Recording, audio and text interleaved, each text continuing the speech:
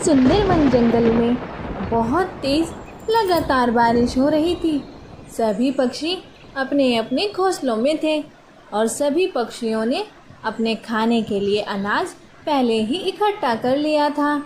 वो इस बात से परेशान नहीं थे कि अब उनको अनाज की दिक्कत होगी। अरे बाप रे, अच्छा ही हुआ मैंने सबसे पहले अपने लिए अनाज इकट्ठा कर लिया, वरना इस बारिश में पता नहीं मेरा क्या हाल होता। अब तो मेरे पास खाने के लिए पर्याप्त भोजन है, मैं तो आराम से बारिश का मजा लूंगी। चिड़िया ने भी अपने लिए भोजन इकट्ठा कर लिया था और उसको खाने की कोई परेशानी नहीं थी। वो आराम से बैठकर बारिश का मज़ा ले रही थी। अच्छा हुआ सभी पक्षियों ने आपस में सलाह करके ये योजना बना ली कि सब लोग पहले ही भोजन इकट्ठा कर लेंगे। अगर हम सब लोग ऐसा ना करते तो आज हमें कितनी परेशानी होती। ये बारिश तो रुकने का नाम ही नहीं ले रही है। सारे पक्षी अपने अपने घोंसलों में बारिश का मज़ा ले रहे थे और वो इस बारिश को देखकर बहुत खुश थे। अजी सुनिए ना कालू जी, आपको पता है जंगल के सारे पक्षियों ने अपने लिए भोजन इकट्ठा कर लिया है, लेकिन हम लोग आलस के चलते अनाज इकट्ठा करना भूल ही गए। अब मुझे तो बहुत ज़ोर से भूख लग रही है, अब मैं क्या करूं? मैंने तुमसे पहले ही कहा था पर तुम मेरी बात सुनती कहाँ हो। अब मैं कहाँ से लाऊं इस बारिश में इतना सारा अनाज। अब हम लोग भूखे ही रहेंगे, अब हम कुछ नहीं कर सकते। तुम ही बताओ अब हमें क्या करना चाहिए। जाने दीजिए, अब मुझ पे गुस्सा मत दिखाइए। अगर मैं नहीं जा रही थी तो आप भी तो ला सकते थे, और अब चिल्लाने से क्या होगा। अब हमें कुछ ऐसा सोचना होगा ना जिससे हमारा खाना हमारे पास आ जाए और मेरी भूख मिट जाए। अगर आप बुरा न मानो तो मेरे पास एक प्लान है। जंगल के सभी पक्षियों ने अपने लिए खाना इकट्ठा कर रखा है, क्यों ना हम रात में उनके घर जाकर उनका अनाज इकट्ठा किया हुआ वो चुरा कर ले आए। प्लान तो तुम्हारा अच्छा है, लेकिन तुम्हें पता है ना इस प्लान में कितना रिस्क है। अगर हम में से कोई पकड़ा गया तो हमारी शामत आ जाएगी, कोई भी हमें छोड़ेगा नहीं, जान से मार डालेंगे। ओहो कालू जी, आप कितना घबराते हो, कुछ नहीं होगा। हम लोगों को यही करना पड़ेगा और हमारे पास कोई रास्ता नहीं है।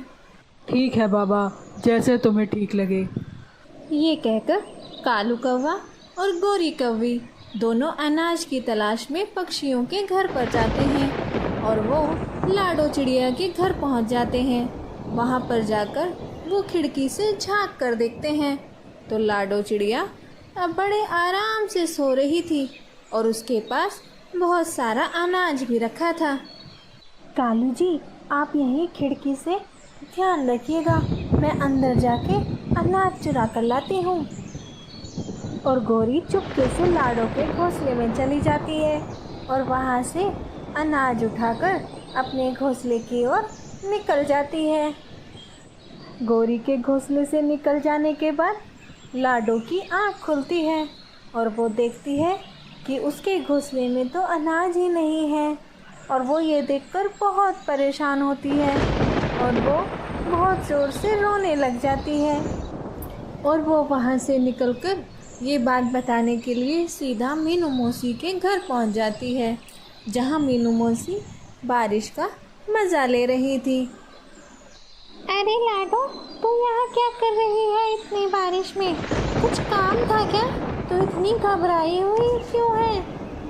अरे क्या बताऊँ मीनू मौसी, मैंने इतनी मेहनत से अनाज इकट्ठा किया था और पता नहीं मैं जब सो रही थी मेरा अनाज कौन चुरा कर ले गया। अब मेरे पास खाने के लिए भी कोई अनाज नहीं है, मैं क्या करूं? मेरी मेहनत तो बेकार हो गई। आप अपने अनाज का ध्यान रखना, जंगल में लगता है चोर पक्षी आ गए हैं जो इकट्ठा करा हुआ अनाज चुरा रहे हैं। अरे लाडो, तो इस बात पे परेशान ना हो, इस समस्या का भी समाधान तेरी मौसी के पास है।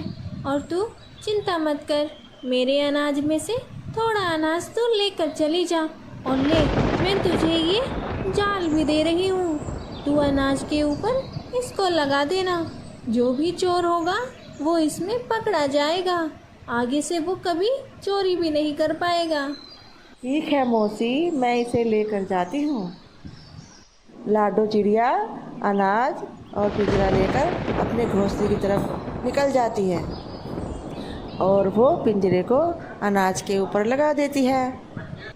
अब आएगा मज़ा, जो भी मेरा अनाज चुराने आएगा वो इस पिंजरे में फंस जाएगा। यह कहकर चिड़िया आराम से सो जाती है।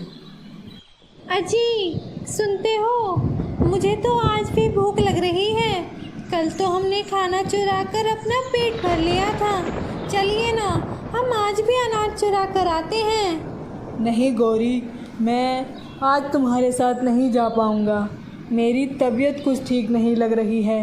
आज तुम अकेले ही चली जाओ और ध्यान से जाना, किसी खतरे में मत पड़ जाना।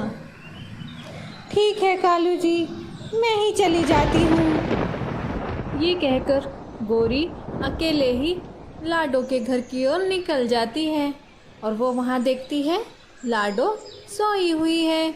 और अनाज को देखकर गौरी बहुत खुश हो जाती है और जैसे ही वो उसे चुराने के लिए उसके पास जाती है, ऊपर से पिंजरा गिरकर उसके ऊपर गिर जाता है। हाय राम, ये मैं कहाँ फंस गई? कालू जी बचाइए मुझे। अरे आज तो कालू जी भी नहीं है, मैं कैसे बच पाऊंगी? गौरी के शोर से लाडो की आंखें खुल जाती हैं। अच्छा, तो वो तुम हो जो मेरा अनाज चुराती हो। आज तुम पकड़ी गई और मैं तुम्हें इसके लिए कभी माफ़ नहीं करूँगी। हमने अपनी मेहनत से ये अनाज इकट्ठा किया था। तब तुम कहाँ थी? तब तो तुम आराम से सो रही थी और ये तुम्हारा अच्छा है, हमारा अनाज इकट्ठा किया हुआ तुम चोरी करके ले जा रही हो। मुझे माफ़ कर दो लाडो, मुझसे बहुत बड़ी गलती हो गई। मैं आइंदा से ऐसा कभी नहीं करूँगी। मैं तुमसे वादा करती हूँ, मैं हमेशा अपनी मेहनत का ही फल खाऊंगी और मैं हमेशा अपनी मेहनत का इकट्ठा करा हुआ अनाज ही लेकर जाऊंगी। मुझे माफ़ कर दो, आगे से मैं कभी गलती नहीं करूँगी। लाडो गौरी को माफ़ कर देती है। तो देखा बच्चों आपने, चोरी करना बहुत गलत बात है। लाडो चिड़िया भी हमें यही बताती है कि चोरी करने से अपनी मेहनत करना ज़्यादा अच्छा है। आप सबको ये स्टोरी कैसी लगी कमेंट में ज़रूर बताइएगा। अगर वीडियो अच्छी लगी तो चैनल को सब्सक्राइब कीजिएगा।